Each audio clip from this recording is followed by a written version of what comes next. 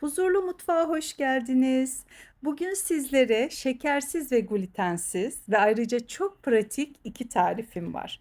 Birincisi fındıklı kakaolu kurabiye. Karıştırma kabına bir yumurtayı kırdım.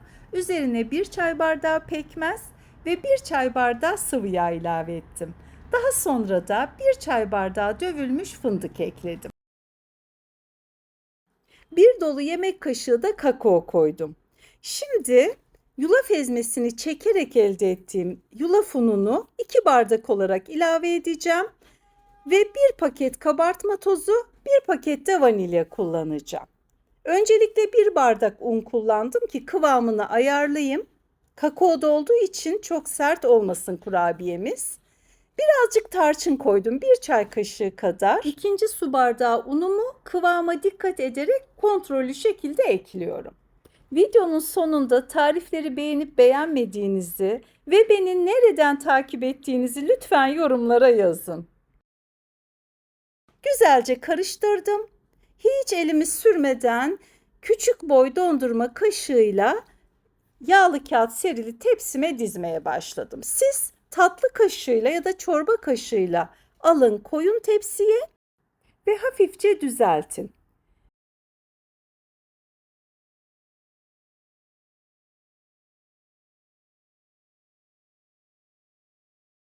Önceden ısıttığım alt üst ayardaki 165 derecedeki fırında 15 dakika kadar sürede pişti. Tatlı kaşığıyla koyarsanız eğer lokmalık 25-30 tane kurabiye çıkarabilirsiniz. Kapalı bir cam kapta haftalarca buzdolabında saklayabileceğiniz nefis bir atıştırmalık olacak bu. Şimdi geçelim ikinci tarife. Bu da çok pratik, güzel bir kek tarifi. İstediğiniz bir kek tepsisi, kek kalıbı ya da muffin tepsisinde pişirebilirsiniz. Ben yine yulaf ezmesini un haline getireceğim. Direkt yulaf ezmesi veya yulaf unu, istediğiniz herhangi bir çeşit unu da kullanabilirsiniz. Şimdi bir yumurtayı rondoya kırıyorum. Üzerine bir su bardağı süt, bir çay bardağı zeytinyağı, yine bir çay bardağı pekmez veya hurma özü, dut özü, istediğiniz bir tatlandırıcı ekleyin. Şimdi 2 su bardağı yulaf ununu da ekledim. Yine biraz tarçın ve kabartma tozu koyuyorum. İçinde biraz yulaf taneleri belki görünür diye yulaf ezmesi koydum 2 kaşık. Ama tabii ki rondodan çekince o da tamamen eridi ve yulaf unu gibi oldu. Eğer siz elinizde yaparsanız o yulaf ezmeleri kekin içerisinde ufak ufak belirgin olacaktır. Çok güzel olur.